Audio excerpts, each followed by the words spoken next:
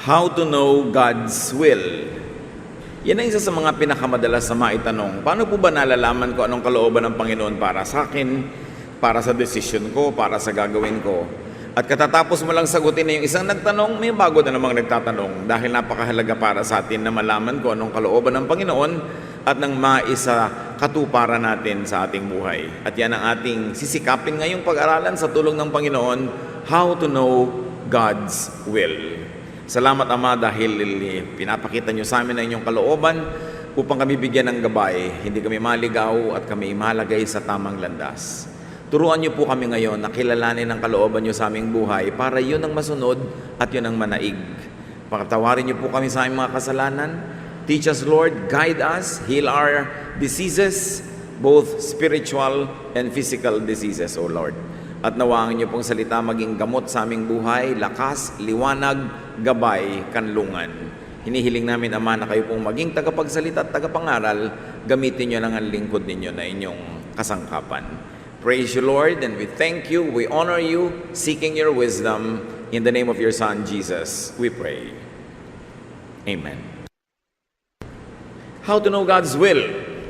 Mahalagang tanong, lalong-lalo sa mga anak ng Diyos na gustong sundin ang kalooban ng Panginoon, yung nadadala na sa kasusunod sa kanilang sariling estilo na puro mali ang inuuwian at yung gusto talagang mapaayos ang buhay. First of all, to know God's will, know the Bible.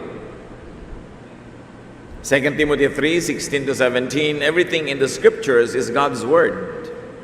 All of it is useful for teaching and helping people and for correcting them and showing them how to live. The scriptures train God's servants to do all kinds of good deeds. Napakahalaga na kilalanin ang alam ng Biblia, yung tinuturo nito upang mailapat sa buhay. But remember this, although scripture is God-breathed and inspired, we must contextualize. Every word is God's word, but not every word is for you, for your situation right now. Hindi ko mo tama para kay Noah noon ay tama sa iyo ngayon. Hindi ko mo angkop sa mga babaeng taga-Korinto noon ay angkop sa iyo ngayon. Hindi ko mo ipinagawa sa mga pari noong unang panahon ay ipinapagawa sa iyo ngayon. Kaya hindi lang mahalaga na malaman ang laman ng Biblia, kundi malaman din ang konteksto, yung background, bakit ito itinuro, bakit ito ipinagagawa, at kailangan ibinabagay sa ating panahon. God's word is inspired, instructive, even but in its context, to the specific recipient. Huwag natin kakalimutan na bagamat mayroong universal application ng mga katuruan sa Biblia, meron siyang orihinal na nagsulat o nagsalitat ng aral at may mga orihinal na tumanggap nito at ang tunay na mensahe ay para doon sa mga orihinal na nakinig.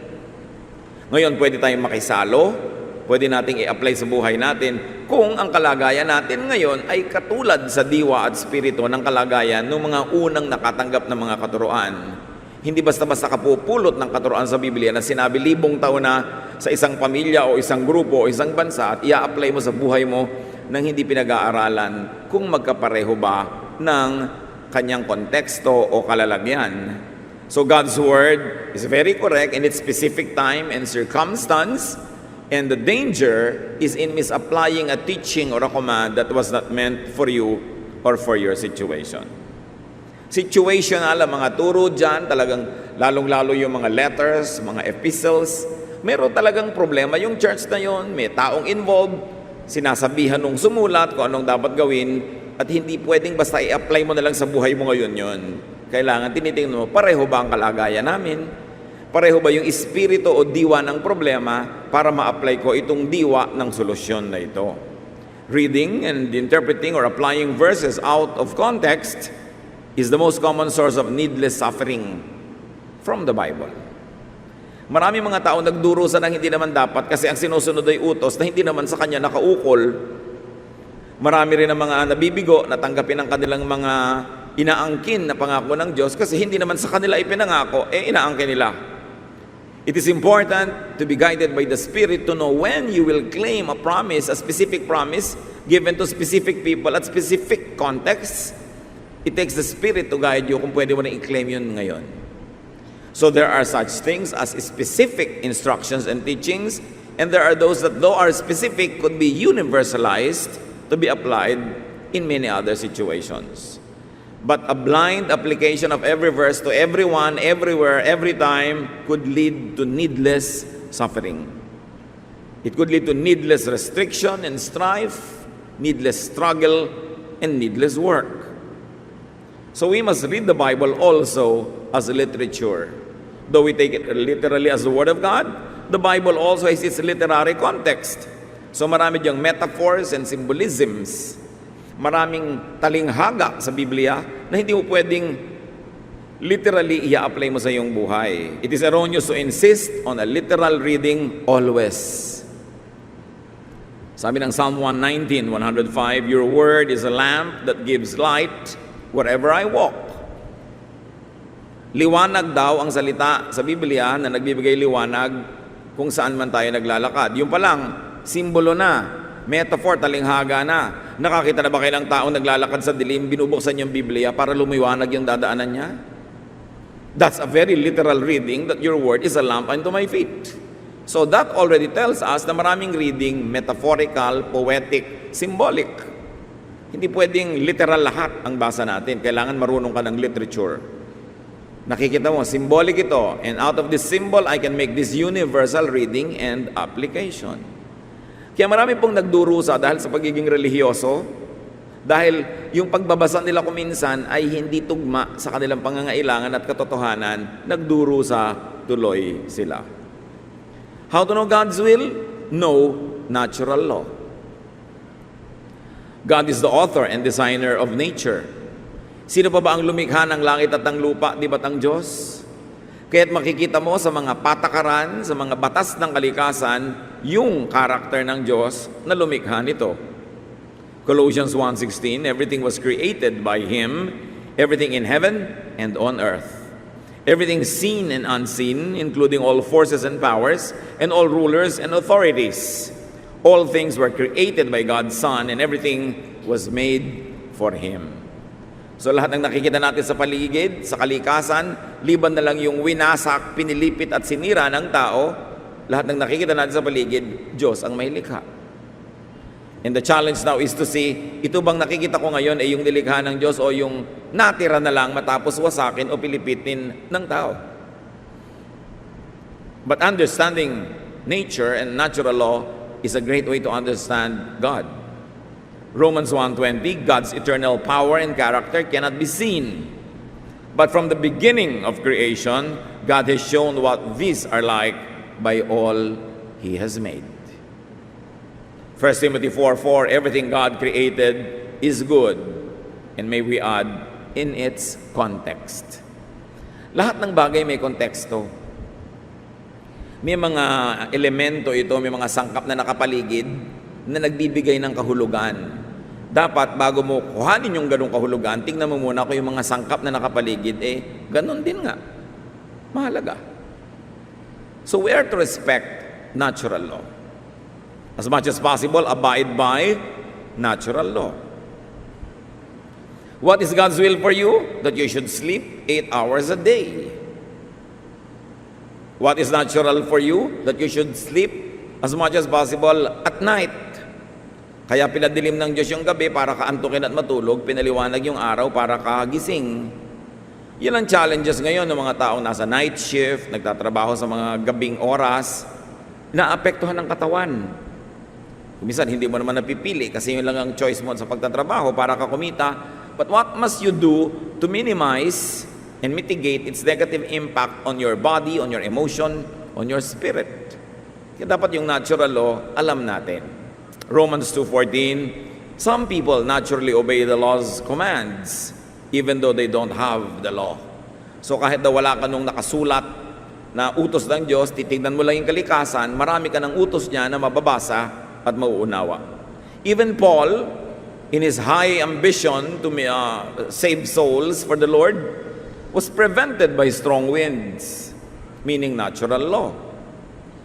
Acts 27:14-15, before very long, a wind of hurricane force, called the Northeaster, swept down the island. The ship was caught by the storm and could not head into the wind, so we gave way to it and were driven along.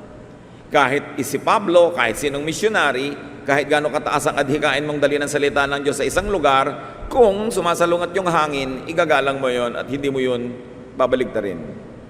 In other words, even in your obedience to God and to your mission, you must still adhere to natural law.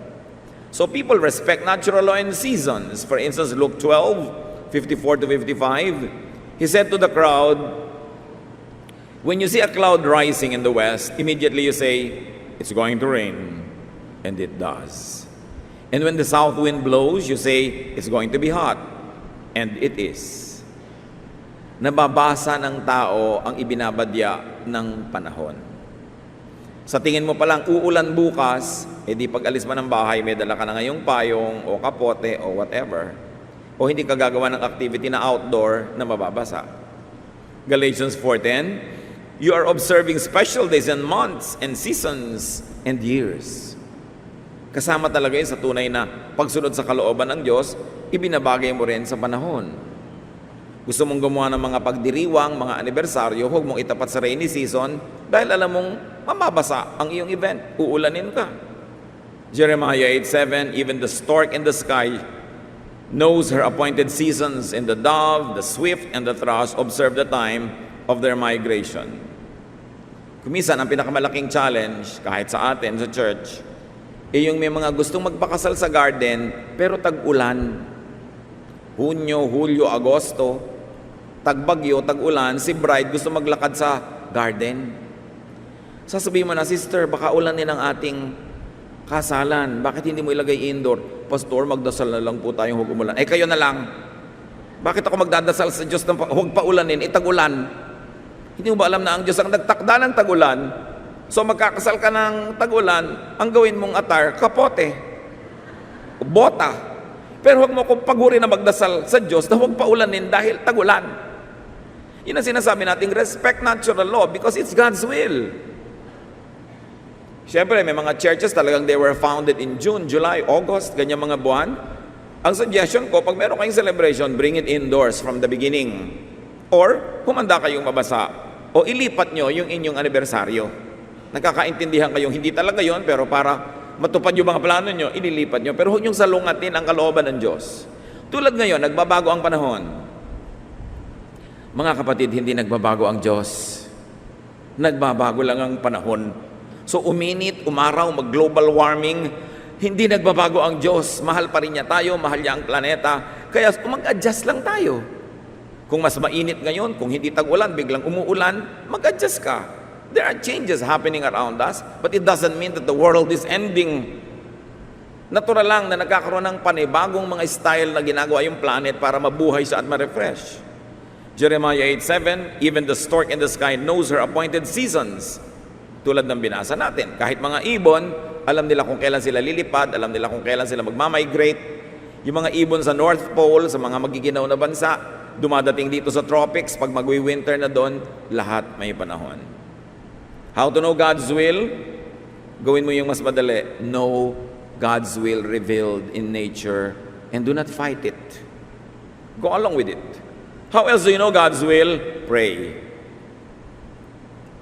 So may intellectual exercise, may physical exercise, at mayroong spiritual exercise. Seek guidance from the Spirit. 1 Corinthians 2:10, God's Spirit has shown you everything. His Spirit finds out everything and even what is deep in the mind of God.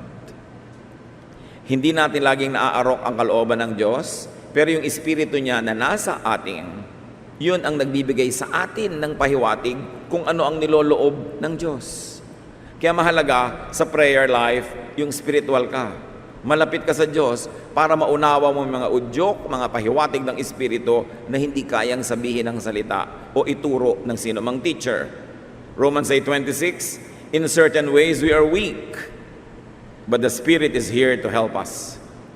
For example, when we don't know how to pray or what to pray for, the Spirit prays for us in ways that cannot be put into words. Isang dapat nating maunawa, na yung Espiritu ng Diyos na nasa ating puso, nananalangin para sa atin kahit tayo mismo ay hindi nananalangin. Kaya maganda na meron tayong malapit na relasyon sa Espiritong ito ng Diyos na nananahan sa atin. Sa pamumuhay ng malinis, matapat, banal, lalong gumaganda ang relasyon natin sa Spirit, and therefore this Spirit is able to pray for us even more. The Spirit is able to reveal to us the will of God. Therefore, in prayer, we ask for what God wills to give us, and our prayer gets answered. Ang talaga namang prayer hindi yung hinihingi mo sa Diyos yung gusto mo, kundi hinihingi mo sa Diyos yung gusto niyang ibigay sa iyo na hindi niya ibibigay kung hindi mo hinihingi. Kaya kailangan mag-pray ka at tama, ayon sa kalooban ng Diyos ang pinagpe-pray mo. So, kilala mo ang Diyos through nature, therefore you don't ask for things against what is natural law. Unless you are asking for a miracle, ano ba, healing ng isang taong sobrang may sakit, that is going against natural law. There are examples in the Bible that allow us to pray along that line. But there is no guarantee that you will be answered. But in faith, why don't you pray anyway? Kasi may mga example na nangyari. So alam natin na what to pray for and what not to pray for. Pray through meditation and through quiet time. Mahalaga yung wala kang ginagawa, wala kang iniisip, tahimik ka lang sa presensya ng Diyos at nare-reveal sa iyo yung mga gusto niyang ipahiwatig, ipaalam through quiet time, without words. Yung iba naman, may babasahing scripture, pag-aaralan, may notebook pa, may guide pa, tapos isasara na, tapos na daw yung quiet time. No, quiet time primarily means quiet.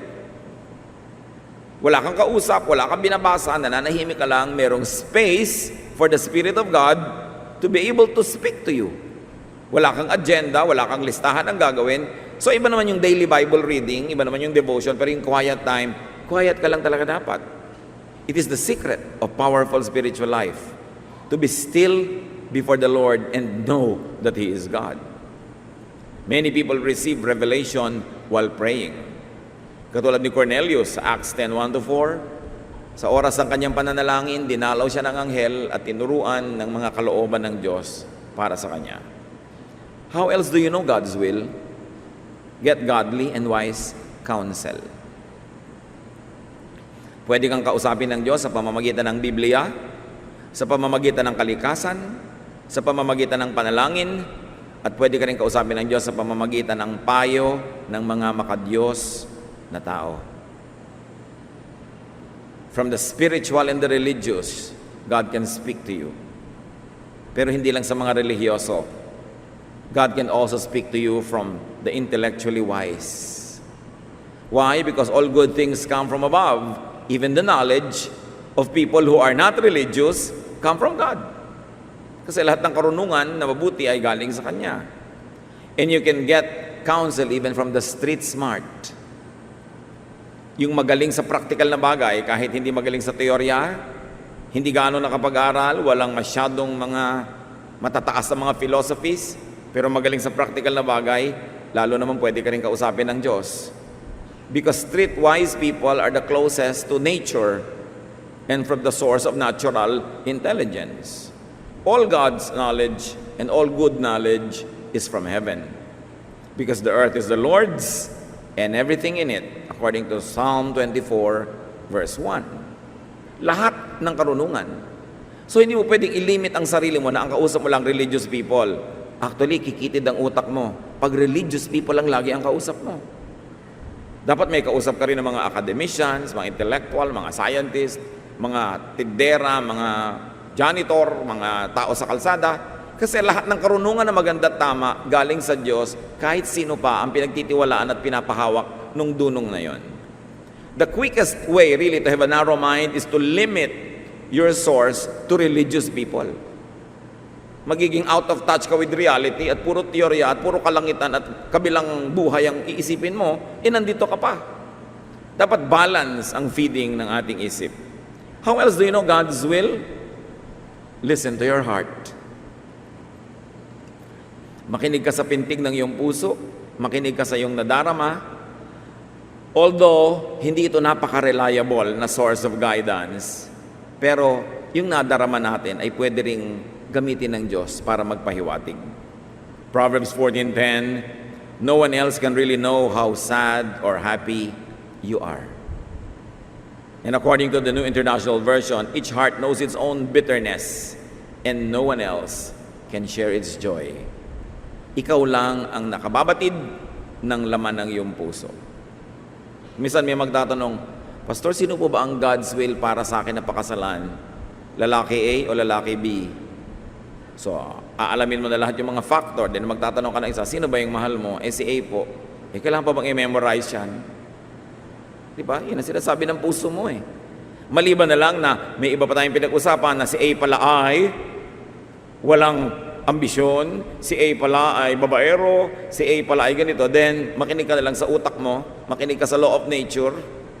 Ang mga ninuno ba ditong si A ay ganito o si B? Ay naku, genetically, lugi ka dyan kung lahi ng mga lasenggo. Di ba? Chances are, magiging ganun din siya kung hindi niya lalabanan yung natural, which is really hard to fight. So, tinitingnan mo yung law of nature, yung intelligence mo, and then you listen to your heart. Filter out, however, personal agenda. Pagka humihingi ka ng guidance at nakinig ka lang sa yung sariling damdamin, dapat ina-identify mo, sobra ko lang ito kasing gusto. Hindi ako dapat magpadala sobra sa damdamin ko dahil dadayain ako ng damdamin ko na ito. Kaya sabi sa Psalm 139:24, see if there is any offensive way in me and lead me in the way everlasting. Suriin niyo po ako, Diyos. Tingnan niyo kung merong dapat tanggalin sa pag-iisip ko, sa damdamin ko, sa gusto ko, at nang matupad ko yung inyong sariling kaparaanan. Pero kahit naman tayo ay nagsusuri ng mga sarili nating gusto at pinagsususpetsahan muna natin bago natin pagtiwalaan yung ating emosyon, do not always deny yourself, your nature or your desire, because you were wonderfully made and you were created to be you. You cannot be your auntie, you cannot be your uncle, you cannot be your mother. You are you. And you're a unique person. You must give space to your uniqueness, even in your decision making. Ecclesiastes 11:9, be cheerful and enjoy life while you are young. Do what you want and find pleasure in what you see. Then may babala, tiyakin mo lang at alalahanin mong huhusgahan ka ng Diyos sa bawat mong ginagawa. Hindi panakot, paalala lang na sige, gawin mong gusto mo. Kaya lang kung makakalimutan na merong gusto ang Diyos at kung alam na alam mong kontra naman yan, edi Diyos na lang ang sundin mo. Pero ipinapakita sa atin na yung gusto mo gawin mo habang bata ka. Ang buhay ang dali-daling mabawi. Ang tao ang dali-daling tumanda. Pero kailangan siguro above 45 or 50 na kayo bago nyo ma-realize na ganun pala yun, ang bilis tumanda ng tao. So ang mahalaga habang bata ka, gawin mo yung mga bagay na bata lang at katawang bata at isip bata lang ang makakagawa. At payagan natin yung mga bata na maging bata. Huwag natin silang expect na magmukhang matanda, asal matanda, kilos matanda, dahil bata sila. Bibigyan lang natin ng guidance, bibigyan natin ng mga hangganan ng pwede nilang gawin na maaaring sa kabataan na hindi nila alam na masama. But we allow young people to be young. We allow children to be children. Because you have a lot of time to be old. But you have only a very short time to be young. Hindi rin dapat na wawaldas, nasasayang yung pagiging bata. Na ang bata ka pa, naka-fast forward ka na sa parang matanda. Yung hindi ka lumalabas, hindi ka nagsasaya, para bang 90 years old ka na. You have a lot of time for that. But we must live life the way God wants it lived. Bakit ba binibigyan ng Diyos, again, natural law, ng sobrang energy yung mga young people? For them to be energetic. For them to do energetic things. Tapos pipigilin mo ng pipigilin. It's against nature. Marami po mga religious activities and religious thought kontra sa nature. Pinipilit mo maging bata ang matanda ang bata, pinipilit mong wag nilang gawin ng mga natural lang ginagawa ng mga bata. Basta alam natin yung limitasyon at hangganan ng ating moralidad, hindi napapanganib yung buhay, we must allow people to live in their age and age bracket. How else do you know God's will? Observe outward events. Because God is God of nature and God of the universe, God can guide you through what happens around you. Observe outward events and interact with them. Interact with God when He chooses. Because God sometimes can be actively involved in our life. In real time. Hindi laging ginagawa ng Diyos, pero kung gusto niyang gawin, walang nakakapigil, na siya mismo ay sumali sa mga aktual na nangyayari sa ating buhay, at nandun siya, even sometimes, to override the law of nature. So we must be sensitive. Acts 16:16, Paul and his friends went through Phrygia and Galatia, but the Holy Spirit would not let them preach in Asia. So, nangangaral sila Pablo kung saan-saang lugar, pero yung mga lugar na hindi pinayagan ng Spirit na puntahan nila. So, the Spirit was actively involved in the mission, and in fact, it was the Spirit that was preventing them from going to some place. So, hindi ko mo mission, hindi ko mo godly work, pwede mo nang gawin sa lahat ng lugar, sa lahat ng oras, kahit kailan mo ibigin, kasi kahit yon ay may direksyon na ibinibigay ang Espiritu ng Diyos. So it's important to be sensitive.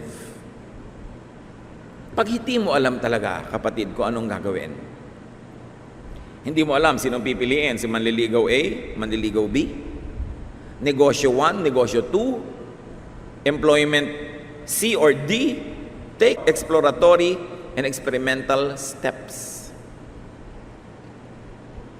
Hindi mo alam kung ang swimming pool na tubig ay mainit o malamig. Anong gagawin mo? Di ba ilulubog-lubog mo ng konting daliri mo? Titingnan mo. Yan yung sinasabi nating exploratory steps. But be cautious. Take tentative steps only. You don't dive into a pool to know kung mainit o malamig. Kasi huli na, kung malaman mo na too hot or too cold for you. Test.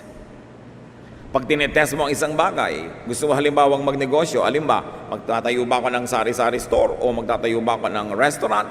So take exploratory steps. Go to people that you know na may mga ganitong negosyo, maupo ka doon maghapon, tumulong-tulong ka, mararamdaman mo kung para sa'yo, gusto mo ba ito?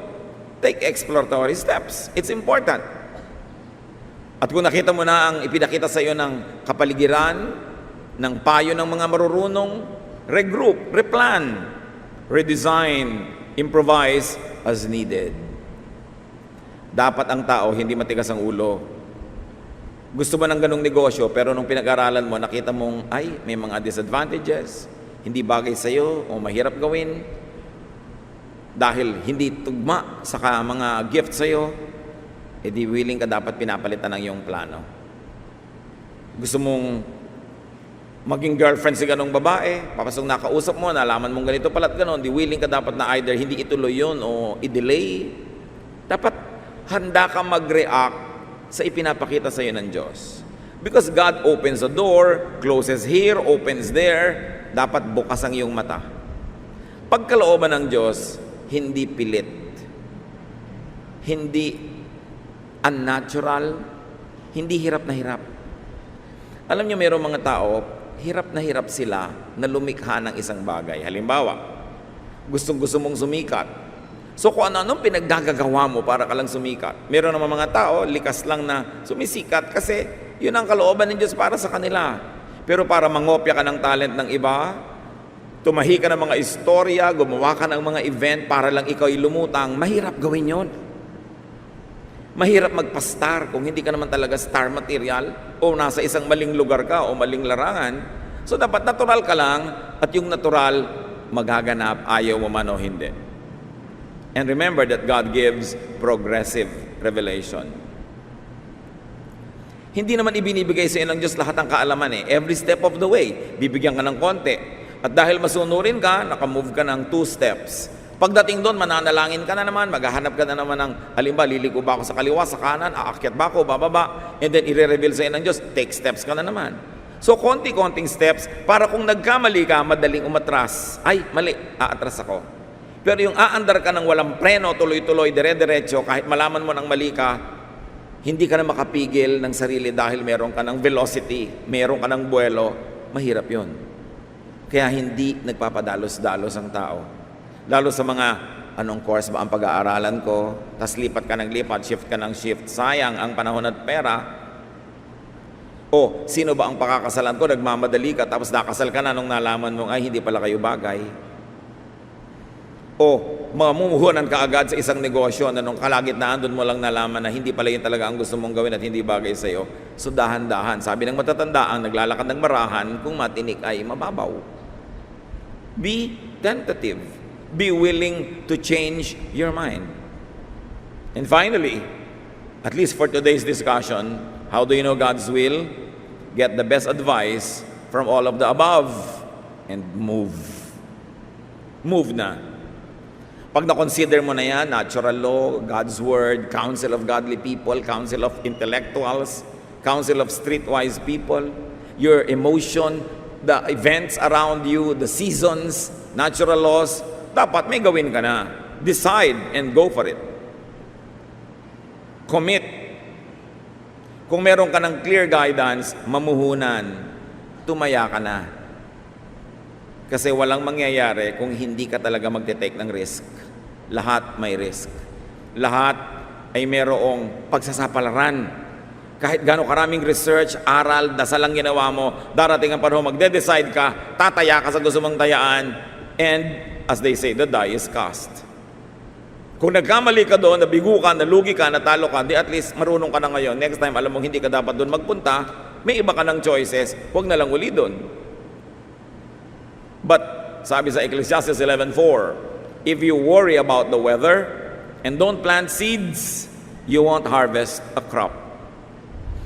Kung magtatanim ka at lagi kang nakaabang, uulan ba, aaraw ba, magkakaroon ba ng tagtuyot, La Nina, El Nino, magkakaroon kaya ng enough fertilizer supply during the year? Pag inisip mo lahat yan, di ka magtatanim. Kasi sabi, pagka na-minimize mo na yung risk, na ipanalangin mo na, napag-aralan mo na, nakakuha ka ng advice, etc., gawin mo na. Dahil ang isang susunod na pinakamalaking pagkakamali, yung wala kang gawin. So you live, and living takes risks. Kaya nasasabing, mabuhay. Siyempre, nabubuhay ka. Papayagan ko ba ang anak ko na maligo halimbawa sa isang outing? Naku, baka malunod, maraming nalunod, so hindi ko na lang siya papayagan. Buong buhay, hindi ko na papayagan. O, bibigyan ko siya ng swimming lessons. Bibigyan ko ng clear instructions kung kailan siya pwedeng maligot, hindi. Sa mga safe pwede. Yung mga dangerous, yung may mga alon-alon, wag na lang. Para mag-enjoy ka na lang sa tabi ng buhangin, pero wag na doon sa tubig. Para sigurado makauwi ka nang hindi ka nalunod. What do you do?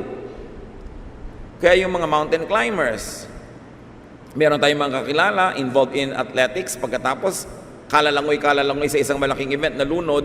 What can you do? The people died living. What do we mean? O namatay siya na ginagawa niya yung gusto niya paglangoy, hindi ba mas mainam naman yun kaysa ang tagal niyang buhay, pero nandun siya sa isang sulok at wala namang kabuhay-buhay yung buhay niya. In other words, when you die in the act of living, in the act of pursuing your dreams, in the act of living out your plans for your life, then die. Ganun talaga. Kung takot na takot kang ma-aksidente, hindi ka natatutungtong sa kalsada. So, hindi ka nga namatay sa aksidente, pero andun ka lang, safe na safe, wala naman nangyayari sa buhay mo. I am not saying that you should take needless risks. But for you to really live, you must be willing to take risks. And if that risk is not life-threatening, hindi ka naman namatay, nalugi ka lang, nabigo ka, nasaktan, pick up the pieces, get help from God, and live again, and live again. Mga kapatid, huwag kayong madadala to the point na ayaw nyo nang mabuhay. Ano ibig sabihin natin? Yung ayaw nyo na mag-risk, ayaw nyo nang tumaya sa buhay, sobrang safe na lang. Buhay nga kayo, pero anong uri naman ng buhay yun? What quality of life? So, tingnan ang kapaligiran and proceed when auspicious. Pag green light naman, yung nakikita nyo sa kapaligiran, go. And then retreat when unsuccessful. Retreat could be the biggest act of courage. Kung alam nyong talo dito, walang mangyayari, atras. Kesa magtapang-tapangan ka, tuloy-tuloy ka sa alam mong matatalo ka rin lang, so atras. Kahit natakansyawan ka nung iba. Sasabihin pa rin ba, no, sabi ko sa iyo, so, tama ka, o din-approve na nating tama ka. Ngayon alam ko na rin. Then next time, hihingin ko ulit ang advice mo. Yung iba kasi pag napapasubo, kahit alam na nilang talo, tuloy pa rin. No. Use your brain. And that is respecting natural law because God gave you intelligence. So pagka nagkasira-sira, ulitan, sabi nga nila sinasabi sa teatro, begin from the top. Simula ulit. Umpisa na naman. Life is long enough for you to have many chances and many cracks at what you really like in life. But trying and failing is better than failing to try. Mabuti pang sumubok at nabigo. Pero kesa naman sa hindi ka sumubok man lang, yun ang tunay at malaking kabiguan. So how do you know God's will? Know God's will in advance. Dapat advance. By knowing God's Word, God's dealings with others, the lessons of the past.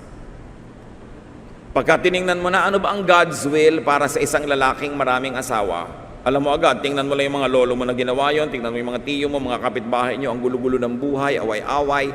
So alam mo, ang God's will for that is don't do it. So alam mo na, you know it in advance, huwag mo nang gawin. Mga kapatid, ang mga kapintasan ng ating mga pamilya, madalas genetic, kasabay din nun, conditional and conditioning, kasi pinalaki ka sa ganung uri ng climate, nagiging ganun ka. Pero kung napansin ninyo na may mga kaugalian na inyong mga lolo, magulang, tiya, at maging ang henerasyon nyo na hindi maganda, putulin nyo na, huwag nyo nang ipamana sa next generation. So, you know God's will in advance by looking at the errors others did in the past and the result that it gave to them. You also know God's will in the process, while you're actually living life and observing causes and effects. But you can also know God's will in retrospect by reviewing your past errors, and then you learn from it. So timeless ang pag-aaral, advance, present, future, paikot-ikot, but what's important is to learn. It is God's will that you enjoy life, that you live life to the fullest. Kung gusto ng Diyos na nandun na tayo sa langit, sa kabilang buhay, di kinukuha na niya tayo dapat. Nandito pa tayo para maging busy tayo, living a life here and now. So get a life. Dapat mabuhay. And when you are in doubt about God's will, refer to the 7 principles that we have studied and add more as you learn from other people, from other sources. But the important thing is this: to move, to try, retreat when it doesn't work, move forward when it works, and if it's all wrong, begin from the beginning. God is great at giving us second and third chances in life. At kung gusto nating mabuhay tayo at magkaroon ng maraming chances, ibigay din natin sa kapwa yon. Let's not deny people around us the second and the third crack at happiness. Nagkamali, kailangan magka-chance uli para sumaya siya. Kasi minsan lang mabuhay ang tao sa mundo. Kailangan we get the most out of life, we give the most to God and to fellow men. You minimize sorrow and pain, you maximize your good deeds, and then of course, you are ready to meet your God. But the important thing is to move according to God's will. The specifics of God's will is not always revealed, but the general direction is available to everybody who will pray, who will study, and who will think. Dear God, we thank you that we are surrounded by many examples, both negative and positive, both good and bad. Marami na kaming napanood na buhay na mali. Marami na rin kaming nakitang tama. Nakabukas naman na yung salita, ang Biblia, na pwede namin pag-aralan. Binibigyan mo kami ng talino para mag-isip. Pinadadalhan mo kami ng mga taong tumutulong sa aming mag-isip sa pagbibigay nila ng mga katuruan, aral, mga payo. Pinapakita mo rin sa amin ang nangyayari sa paligid, sa kalikasan, sa mga resulta ng pinagagagawa namin. O Lord, turuan niyo po kami na maging teachable, maging sensitive, at magawa namin ang mga dapat gawin. At na ang mga pasya namin ay tama, hindi kami laging paulit-ulit sa mali, bagamat nagkakamali, pero natututo, and we rise up as better people. Panginoon, nawa, sino man sa mga kapatid ngayon ang mayroong mahalagang pasyang dapat gawin, ituro mo, Panginoon, ang mga prinsipyong ito para lumaki yung pagkakataong tama ang magawa at lumiit yung pagkakataong mali ang maging pasya. Sino man sa amin ang gagawa ng pasya, maliit at malaki, sa lalong madaling panahon, teach us, Lord, to apply these principles so we can maximize our happiness, our spirituality and fruitfulness, and minimize our sorrows, and minimize the damage that we inflict on other people. Mga kapatid, sa patuloy natin pagyuko sa presensya ng Diyos, pagbulay-bulayan ng mga prinsipyong ito, i-apply sa ating buhay at humingi tayo ng karunungan sa Diyos na maging tama ang mga pasya, tama ang mga hakbang para huwag maaksaya ang panahon at ang ating emosyon. Dear God, continue to guide your people that we will be living in the center of your will. We will move when you tell us to move, and we stop when you want us to stop. Lead us, make us sensitive to your will. Let's continue to silently listen to God's voice so that we will be guided in making decisions.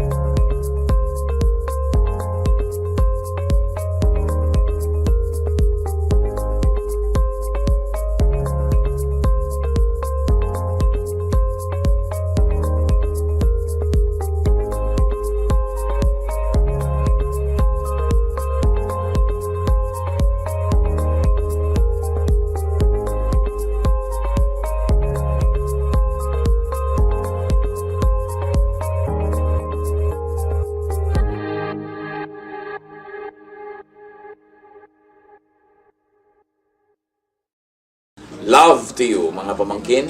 Dito tayo mag-aral ng salita ng Diyos. Dito tayo mag-aral ng mga practical na bagay, magdalanginan para sa isa't isa, makinig ng mga mensahe, at dito tayo magsasama-sama spiritually sa ating official Ed Lapis YouTube channel na ang address ay Sabi ni Kuya Ed.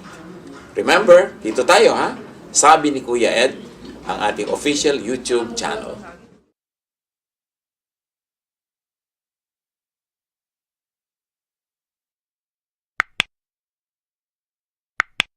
Do not forget to subscribe. Click the subscribe button and ring the bell for notification. Like, comment, and share our official YouTube channel. Visit Ed Lapis website for daily devotion, audio podcast, latest video message, send your prayer request, subscribe to mailing list and more.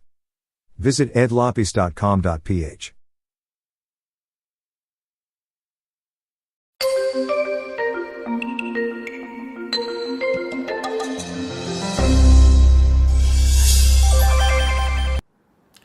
Is it really possible to know God? Napakataas bang ambisyon o reachable dream to know God? For mere mortals like us, mga taong likha lang niya, how can a mere creation really know the Creator? Pero kahit pa, kung hanggang saan lang makarating ang ating pagtatangka, ang pagsusumikap na makilala ang Diyos, maganda pa rin na simulan yung journey na yon, yung project na yon, saan man tayo makarating at madala ng ating paghahanap, pagkilala, siguradong blessing yon. Ang pamagat na ating pag-aaral, how to know God. First, know that God is above and beyond all creation. Persons, families, tribes, and nations. Na ang Diyos ay higit na mataas kanino mang tao, pamilya, tribo o bansa. Kahit anong bansa pa na nagsasabing kilala nila ang Diyos.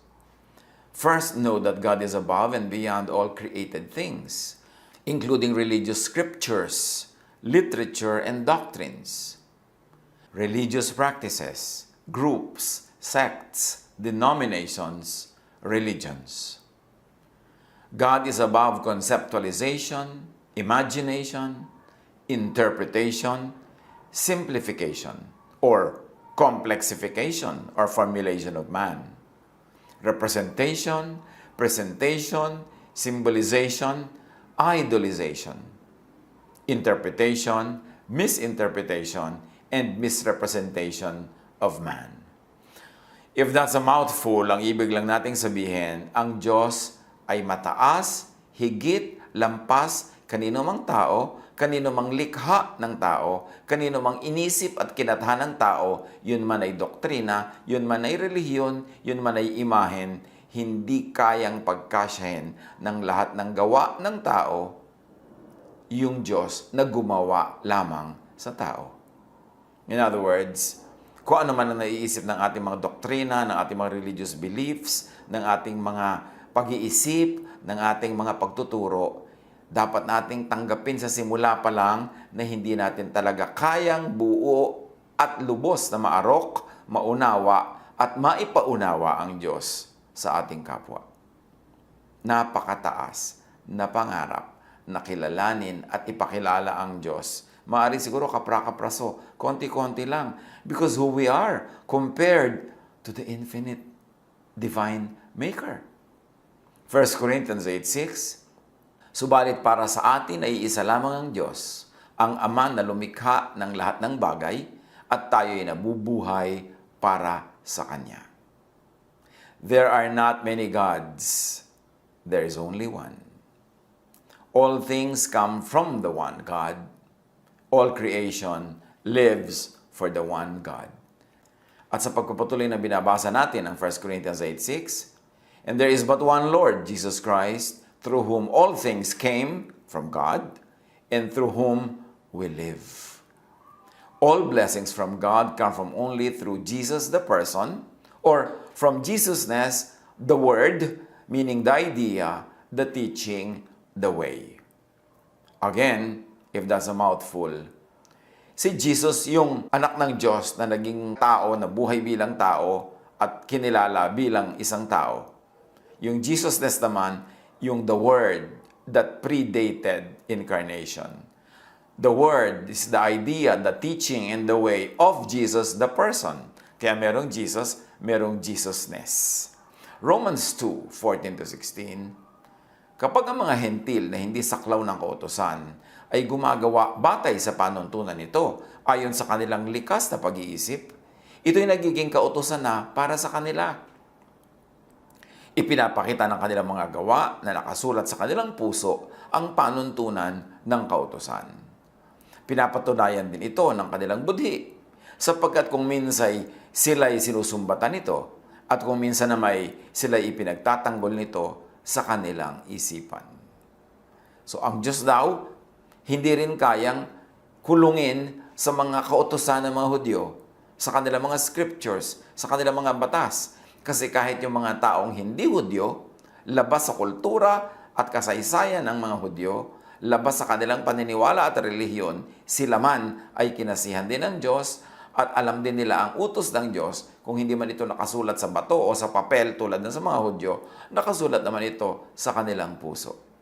So ang laki ng Diyos, hindi pwedeng ikulong lang sa Israel o sa mga scriptures ng mga Hudyo. Sapagkat ang Diyos ay nasa lahat-lahat ng tao, nasa lahat-lahat ng lugar, at nagpapakilala rin siya outside of the Jewish scriptures. Kaya nga kahit wala silang batas ng mga Israelites, alam din nila yung batas na yon kasi isinulat din ng Diyos sa kanilang puso. The Jews have their law carved in stone or written on paper. Meanwhile, all non-Jews, the so-called Gentiles, all other peoples have the law from one and the same God written in their minds and on their hearts. So, hindi pwedeng pagkasyahin, ikulong at kanyahin, sarilinin ang Diyos maging ang kanyang mga kautusan. Even the Israelites needs God's law to be written in their hearts. Meron na nga silang nakasulat sa bato, meron na silang nakasulat sa papel, pero kailangang sila man, kauna-unahan, dahil mahilig sila sa batas, sila man ay sulatan ng batas sa kanilang mga puso.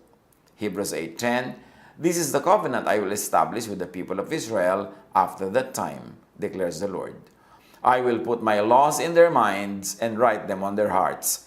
So, ibig sabihin lang dito, sa kabila ng dami-daming nakauka sa bato nilang mga batas at dinami-raming nakasulat sa papel at sinaulo nila at kinakanta nila, kailangan pa rin isulat ng Diyos sa kanilang isip at puso ang kanyang mga tunay na utos.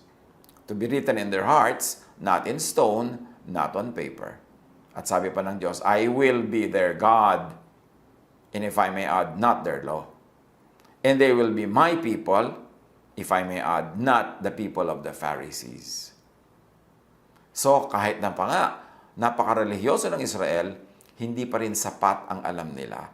Hindi pa rin sapat ang mga kasulatan nila. Kailangan pa rin isulat sa kanilang puso at isip yung mga nakakaligtaan nila. At ito rin yung isusulat sa mga puso at isip ng mga taong outside of Israel na walang mga Jewish scriptures. Ganon kalaki ang Diyos, hindi pwedeng solohin o pagkasyahin sa isang relihiyon. Deuteronomy 6:4, "Hear, O Israel, the Lord our God, the Lord is one. Before man, tribes, nations, religions, was God." Wala pang tao, nandun na ang Diyos. So, hindi pwedeng mauna ang relihiyon sa Diyos. Kasi marami na ngang tao, wala pang relihiyon eh. Na-develop lang yung religion over time, after a long stretch of time. So, paano mo pagkakasyahin ang Diyos sa religion? Mas nauna pa ang Diyos sa religion. Yes, merong parts of God na pwedeng maintindihan ang religion, pwedeng maipaunawa, pwedeng pagsalusaluhan, pero higit na dakila ang Diyos kaysa sa religion. Kaya hindi pwedeng sabihin ng religion na siya lang ang may alam tungkol sa Diyos, siya lang ang may katuruan tungkol sa Diyos, dahil ang religion ay gawa ng tao. Kahit pa nga sabihin may revelation ang Diyos dyan, kahit pa nga sabihin may mga part dyan na galing sa Diyos, pero marami sa religious doctrines gawa ng tao. May administrative doctrines nga ang religion, hindi naman yan ang concern ng Diyos. Merong mga paraan kung paano mananamit, kung paano magkakain, na cultural lang yan, hindi yan universal law of God. So, hindi pwedeng pagkasyahin sa loob ng bote ng relihiyon ang Diyos. It's presumptuous for any religion to think na siya lang ang nakakakilala sa Diyos at siya lang ang pwedeng magpakilala sa Diyos. Job 38:4, parang tanungan ng Diyos sa tao, "Where were you when I laid the earth's foundation? Tell me if you understand." So nauna na nga ang Diyos kesa sa mga tao, tapos ang tao yung ngayon, ang yabang-yabang, parang kilalang-kilala niya ang Diyos, at siya pa ang nagsasabi kung ano ang gusto ng Diyos, kung ano ang kalooban ng Diyos, sinesecond guess pa niya ang Diyos. Before man, tribes, nations, religion was Jesus and Jesusness. Ang pinagkaiba ng Jesus at Jesusness, si Jesus yung Jesusness na naging tao, idea na naging tao, word that became flesh, word that was incarnated as man. Siya yung Jesus. Pero yung na-incarnate na idea in Jesus, yun yung Jesusness. Bagamat yung pangalan Jesus, syempre, huli yun. Nauna yung idea ng word, which we call Jesusness, as back projection of the name of Jesus.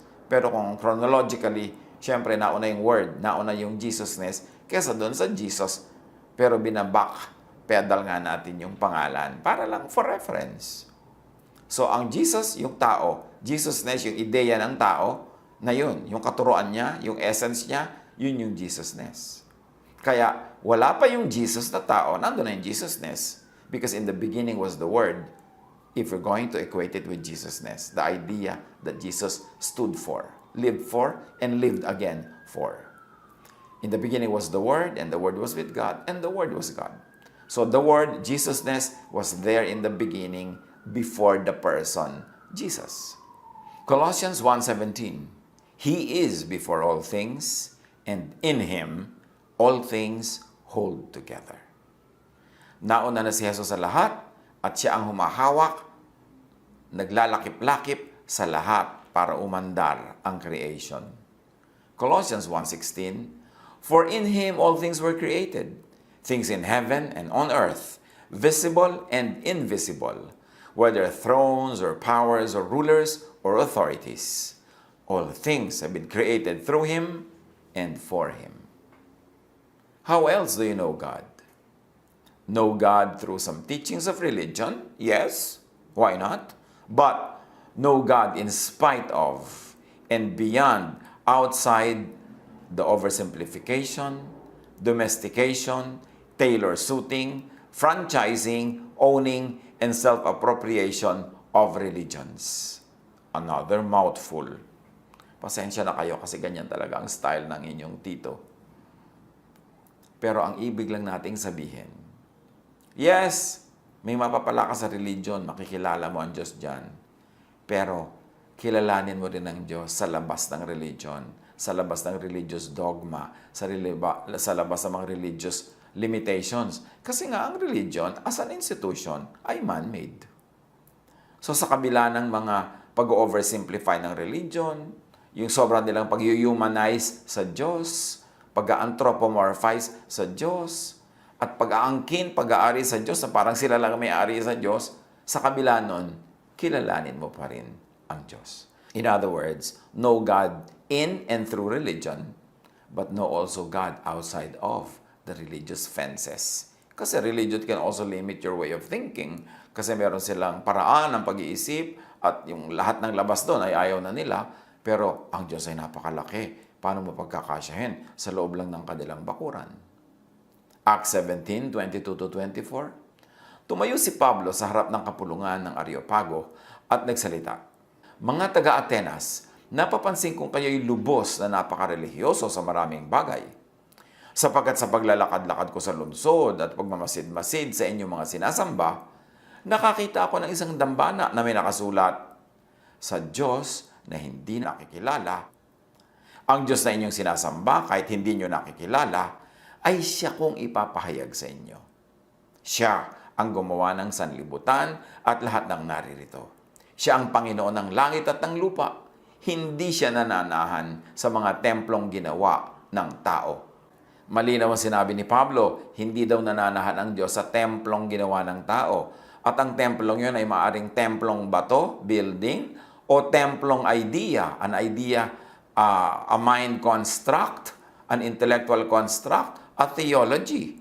Hindi rin pwedeng manahan ng Diyos at makulong sa loob lamang ng isang theology or theologizing, sa loob ng isang teorya, sa loob ng isang philosophy. Kasi hindi siya pwedeng manahan sa anumang likha ng tao, whether that likha is a material likha or an ideal, a mind construct, an intellectual creation. Paul ascribes the unknown to the God known to him. Meron tayong dapat na purihin yan sa mga tao sa Athens. At least, the people of Athens acknowledge their lack of complete and concrete knowledge of God. And they leave a blank, a neutral space for who, for what is unknown. Matatalino talaga yung mga Greeks na yan. To an unknown God. Ina-acknowledge kasi nila na hindi nila kilala ang Diyos ng buong buo. At dahil marami silang mga Diyos sa kanilang pananalig, meron silang kinikilalang hindi nila alam. Ina-acknowledge silang meron pa rin silang hindi kilala, kaya sabi nila to an unknown God. At pag ganun ka mag-isip, may blank space para sa hindi mo alam o hindi mo pa alam, hindi ka malayong matuto. Malapit ka sa pagkakatuto dahil may openness, may space kang iniiwan para sa hindi mo pa alam o kilala. Kesa doon sa mga taong parang kilalang-kilala na nila ang Diyos, alam na nila ang iniisip ng Diyos, alam na nila ang gagawin ng Diyos, at inaangkin na nila na sila na ang makapagsasabi ko ano ang gagawin ng Diyos. Yun ang mahirap matuto. Yung inaangkin nilang alam na nila lahat. Punong-puno na yung utak nila ng kanilang alam, wala nang space para sa hindi pa nila alam at dapat malaman pa lang. Another teaching of Paul, God cannot be housed, domesticated, owned by man, by any group, by Greece, even by Israel or any other nation. Dahil ang revelation ng Diyos is all over the earth. Luke 14:25-27. Dahil uso yung pag-aakala ng mga Israelita na sila lang ang bayan ng Diyos, sila lang ang paborito, sila lang ang mahal, sila lang ang merong katuruan tungkol sa Diyos, sila lang ang tinuruan, sila lang ang may revelation, ang kauna-unahang public teaching ni Jesus ay ipinamukha niya sa mga Israelites na hindi totoong yon, na sila lang ang paborito, sila lang ang mahal, at kanila lang ang Diyos. Sa Luke 14:25-27, sa kanyang pangangaral, sabi ni Jesus, I assure you that there were many widows in Israel in Elijah's time, when the sky was shut for 3.5 years, and there was a severe famine throughout the land. Yet, Elijah was not sent to any of them, but to a widow in Sarephath, in the region of Sidon, sa labas siya ng Israel. And there were many in Israel with leprosy in the time of Elisha the prophet, yet not one of them was cleansed, only Naaman the Syrian, who was not an Israelite. So dito nililinaw ni Jesus, yes, siyempre mahal kayo ng Diyos, pero hindi lang kayo. So huwag yung isipin kayo lang ang mahal, kayo lang ang may kilala sa Diyos, at kayo lang ang may pag-aari sa Diyos. Jesus, in these examples, sabi niya, God blessed Gentiles, not Israelites in those cases. Which means God blesses not only Israelites, but also Gentiles. All peoples. Bakit kailangan itong linawin ni Jesus? Because religions tend to own God, making God tribal or national or denominational. A God that belongs only to one tribe or to one nation or to one denomination cannot be the God of all, cannot be the God of the universe, cannot be the God of all creation, kasi local lang siya. Kaya yung pag-aangkin sa Diyos, sa parang sa'yo lang yan, sa group lang namin, sa church lang namin, sa nation lang namin, dinidiminish ang Diyos, which is wrong. Because God is above all, God is in all, and everything belongs to God. Acts 10:28, sinabi niya, alam naman ninyo na bawal sa isang Hudyo ang makihalubilo o dumalaw sa isang hindi Hudyo. Nakapremise yan sa dating paniniwala nilang atin lang ang Diyos, hindi tayo pwedeng makihalubilo sa iba. Subalit ipinakita sa akin ng Diyos na wala akong dapat ituring na marumi at di karapat dapat pakitunguhan. So sabi ni Pedro, ipinakita sa akin ng Diyos na yes, ang Diyos ay para sa lahat, hindi lang para sa atin, at hindi sila marumi at tayo walang malinis, yan ay mga guni-guni lang natin. At sinasabi niya, in other words, ang lahat ay mahal ng Diyos. Ang Diyos ay Diyos ng lahat. Hindi lang ng Israel, hindi lang ng isang bayan, ng isang tribo, isang pamilya, ng isang relihiyon, ng isang denomination, ng isang sekta. Hindi pwedeng kulungin ng Diyos sa ganung kaliliit na lalagyan. Acts 26:9, akala ko rin nung una ay dapat kong gawin ang lahat ng aking magagawa laban sa pangalan ni Jesus na taga Nazareth. Because Jesus, or Jesusness, opposes our laws and traditions. Kung itutuloy ang kanyang gustong sabihin. Ephesians 2:15, Christ gave His own body to destroy the law of Moses with all its rules and commands. Bakit? Kasi yung mga rules and commands na yun, nagkukulong sa tao at nagkukulong din sa Diyos, na parang nandun lang ang kabanalan ng Diyos sa mga laws ni Moses, nandun lang ang tamang daan para pumunta sa Diyos, nandun lang ang katotohanan, kaya Christ destroyed the law. Christ reinterpreted the law and made it loving because the interpretation of the Jews of the law is not loving. Kaya pagka sinasabi nating binipilit na, paano naman i-destroy ni Jesus ang law? Sabi niya, I came to fulfill all the law. Not one dot, not one iota will be removed until everything is accomplished. Yes, Jesus fulfilled the law, but He fulfilled it in a loving way, the way of God through Jesus. Kabaligtaran na pag-interpret at pag-fulfill ng kanilang religion. Nababatoyin ka hanggang mamatay dahil makasalanan ka, ititiwalag ka, sisipain ka, ipupwera ka, na maraming kawawa. At hindi yun ang interpretation, ang fulfillment ng law na gusto ng Diyos. Kaya ipinadala niya si Jesus para ibahin yung fulfillment. So pag sinabi ni Jesus that I came to fulfill the law, it doesn't mean He will fulfill it in the usual way that the Jews were fulfilling it. Dahil magkabaligtad ang kanilang method, magkabaligtad ang kanilang approach. Bakit kailangan linawin ang mga ganito sa pagkilala sa Diyos? Because religious tend to own God, making God tribal or national or denominational. A God who is tribal, partisan, political, denominational is a God of only a select few. So insulto sa Diyos yun kasi siya ay Diyos ng lahat, lumikha sa lahat. Sa palagay nyo, pag may dalawang team ng basketball na naglalaban, pareho nagpe-pray sila na papanalunin ng Diyos yung isa. Talaga bang sasali ang Diyos from heaven at pipili ng manok niya para niya papanalunin? Napaka-limited naman ng Diyos na yon. Diyos na lang siya na isang team. Pagka ba may beauty contest ang buong daigdig at ipagpe-pray mong manalo yung kandidata ng bayan mo, talagang papapanalunin ng Diyos yun para sa bayan mo. Di, ikaw lang ang kanyang bayan. Na-limit ang kanyang universal holiness and divinity and godness. Pagka ba may nagbabakbakan, may pipiliin talaga ang Diyos na papanalunin, di naging partisan na siya. Ganun ang ginagawa kasi natin sa Diyos. Pinapaliit natin yung scope ng kanyang pagka-Diyos na meron siyang kakampihan, meron siyang papapanalunin. Kaya giyera pa yan Pinapaliit natin ang Diyos pag ginagawa natin ang ganung mga bagay. Sabi sa Galatians 3:8, Scriptures foresaw that God would justify the Gentiles by faith and announce the gospel in advance to Abraham. All nations will be blessed through you. At ano ang dala ni Abraham? Faith.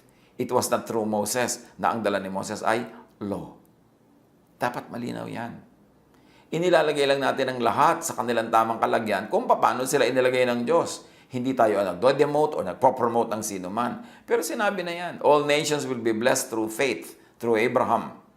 At yung Abraham na yon, yung faith na yon, nilinaw ni Jesus. Paniniwala sa Kanya, paniniwala sa Kanyang pamamaraan, paniniwala sa Jesusness ni Jesus. Romans 4:13, ipinangako ng Diyos kay Abraham at sa kanyang magiging lahi na mamanahin nila ang buong mundo. Hindi dahil sa pagsunod niya sa kautusan, kundi dahil sa siya itinuring na matuwid sa pamamagitan ng kanyang pananampalataya sa Diyos. Remember, nauna si Abraham kay Moses. Wala pang law nung panahon ni Abraham at wala pang Israel.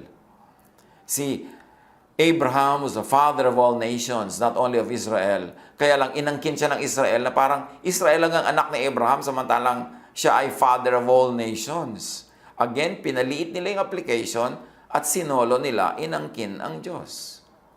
A God who takes sides in human conflicts based on reason other than universal righteousness could be no more than an appropriated, exploited God.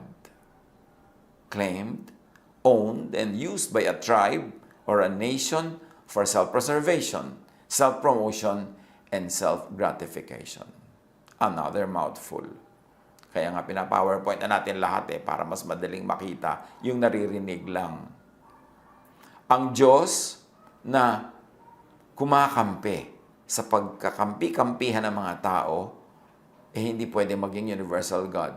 Liba dala ang pagkampi niya ay dahil sa universal concept of righteousness. Pero kung may iba pang dahilan, political, racial, sectarian, religious, ine-exploit na nila yung Diyos niyan. Inaangkin, sinasarili ng isang tao, isang bayan, isang grupo para sa kanilang pansariling kapakanan. Galatians 5:6, For in Christ Jesus neither circumcision nor uncircumcision has any value. The only thing that counts is faith, expressing itself through love. So those are the big words. Circumcision for the law, sabi ganoon, hindi yan ang tunay na mahalaga, kundi faith and love. And that is what Jesusness is all about. As compared to Mosesness, law, and circumcision, which is also equal to Phariseeism. Jeremiah 31:33. Ganito ang gagawin kong kasunduan sa bayan ng Israel pagdating ng panahon. Itatanim ko sa kanilang kalooban ng aking kautusan. In other words, wala pa sa kalooban nila. Isusulat ko ito sa kanilang mga puso. In other words, hindi pa nakasulat sa kanila, sa bato lang at sa papel. Ako ang kanila magiging Diyos at sila ang aking magiging bayan. Doon sa panahon na yon na sinasabi ito, gagawin at mangyayari pa lang. Hindi pa yon ang katotohanan.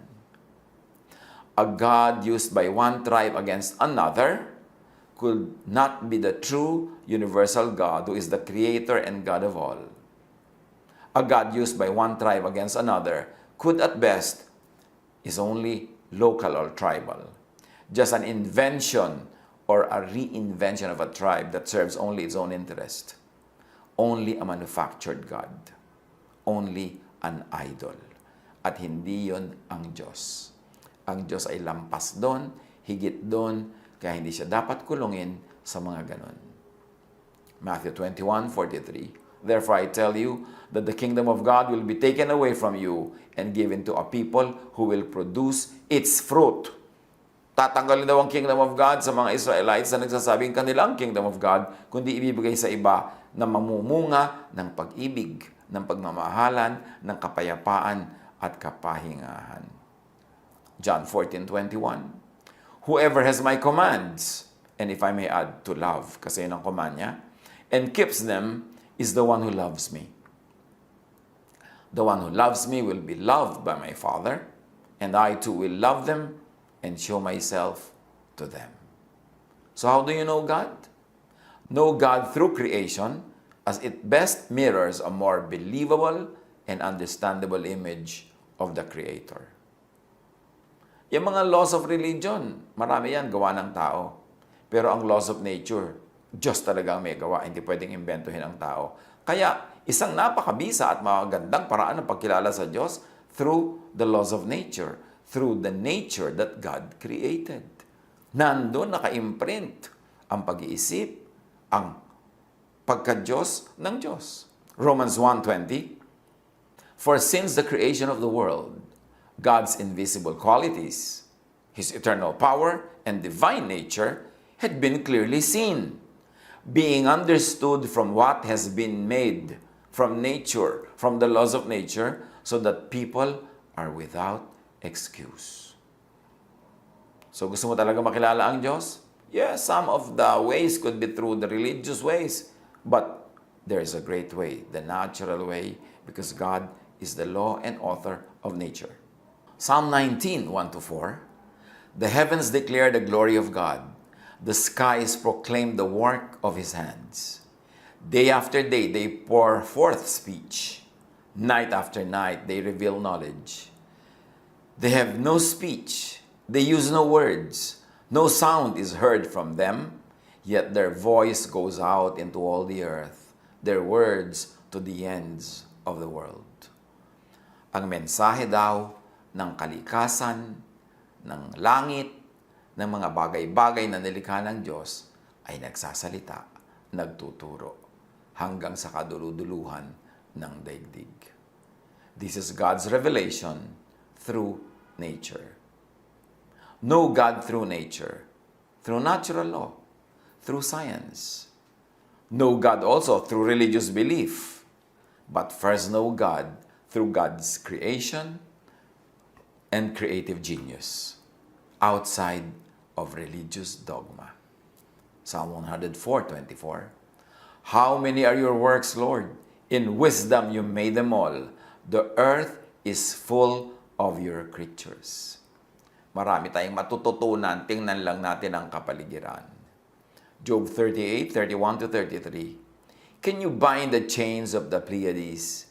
Can you loosen Orion's belt, yung mga heavenly bodies?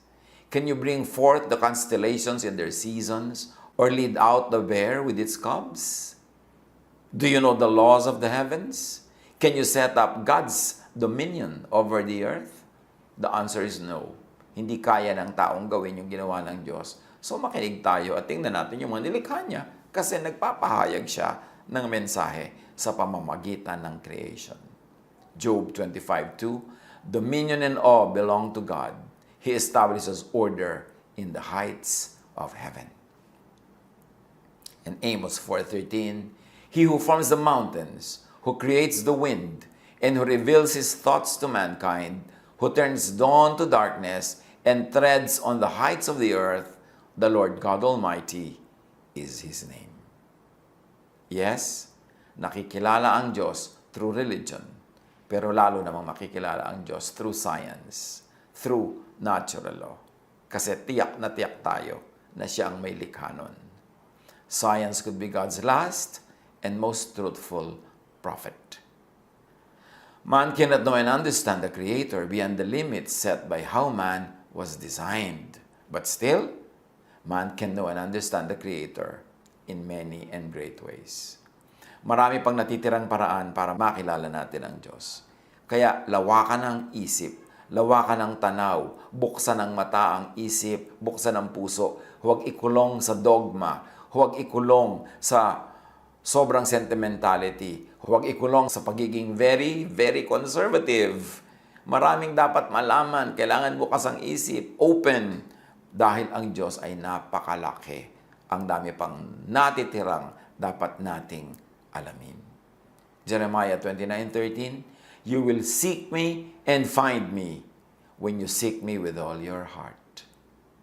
Yes, nakikilala at nakikita ang Diyos through a prayer book, through a hymnal, through scripture. Pero nakikita at nakikilala ng Diyos through a microscope, through a telescope, through scientific theorems and research.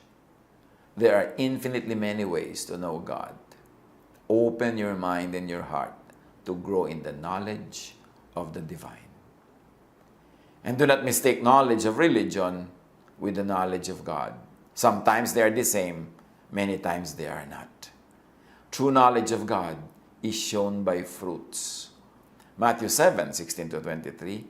Paano daw natin malalaman kung sino ang tunay na nakakakilala sa Diyos? Nakakaalam ng pamamaraan ng Diyos? By their fruit, you will recognize them, sabi ni Jesus. Every good tree bears good fruit, but a bad tree bears bad fruit. Thus, by their fruit, you will recognize them. So how will you recognize a true lover of God? A true follower of God?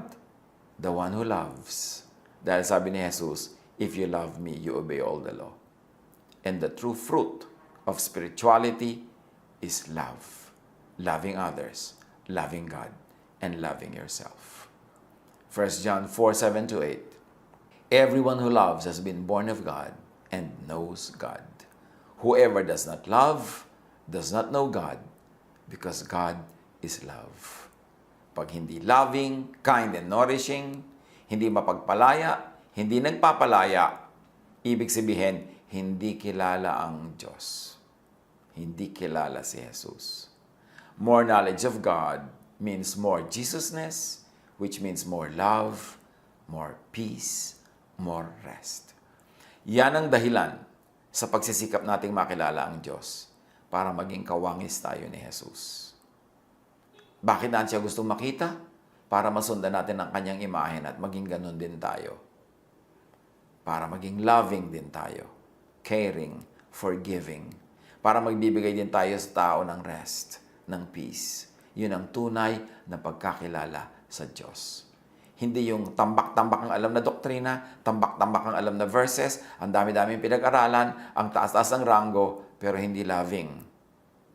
Pag nagtuturo, hindi peace ang bunga, hindi rest, kundi trouble, guilt, fear. Kaya kailangan makilala ang Diyos through Jesus. Because those who know Jesus will be rested, will be at peace, and will be loving. Yun ang tunay at patunay na nakikilala ang Diyos. Yung bunga. At ang bungang ito ay pag-ibig, kapayapaan, katahimikan. Huwag tayong malibang sa religion.